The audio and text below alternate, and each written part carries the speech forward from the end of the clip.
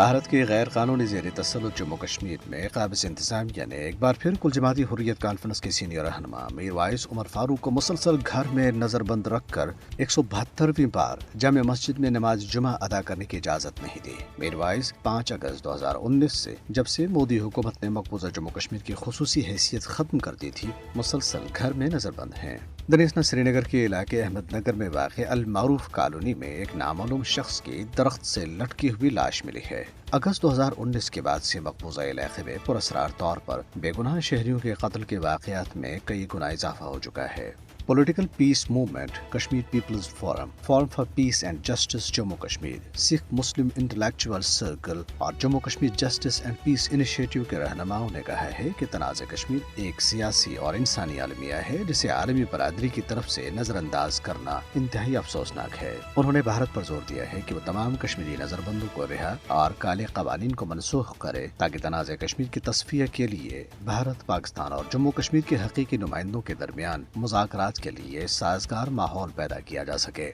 सियासी तज्ज़ियाकारों और civil society के अरकान ने कहा है कि जम्मू कश्मीर अक़वाम मुत्तहिदा की तरफ से तस्लीम शुदा एक मुतनाज़ा इलाका है और फस्ताई मोदी हुकूमत के 5 अगस्त 2019 के गैर कानूनी इक़दामात से इसकी मुतनाज़ हैसियत को तब्दील नहीं किया जा सकता। श्रीनगर से टेलीफोन पर कश्मीर मीडिया सर्विस से गुफ्तगू करते हुए इन माहिरीन ने कहा है कि भारत खुद मसले कश्मीर को अक़वाम मुत्तहिदा की सलामती काउंसिल में लेकर गया था और आलमी इदारे ने इस सिलसिले में मुतअद्दिद करारदादें मंजूर की, जिनमें इस तनाज़े को जम्मू कश्मीर में इस्तिसाब राय के जरिए हल करने पर जोर दिया गया। सियासी माहिरीन ने कहा है कि अक़वाम मुत्तहिदा 7 दहाइयों से जायद अरसा गुजरने के बावजूद अपनी करारदादों पर अमल दरामद कराने में नाकाम रहा है, जिसकी वजह से कश्मीरियों को मुसलसल बदतरीन फौजी तसल्लुत और शदीद मुश्किलात का सामना है। कुल जमाती हुर्रियत कॉन्फ्रेंस आज़ाद जम्मू कश्मीर शाह के सीनियर रहनुमा मोहम्मद फारूक रहमानी ने इस्लामाबाद में जारी एक बयान में अक़वाम मुत्तहिदा और इंसानी हकूक़ की बैनुल-अक़वामी तंजीमों पर जोर दिया है कि वो भारत और मकबूजा जम्मू कश्मीर की जेलों में गैर कानूनी तौर पर मुक़य्यद कश्मीरी सियासी रहनुमाओं के हालत इज़ार का नोटिस लें और उनकी जल्द रिहाई के लिए अपना किरदार अदा करें।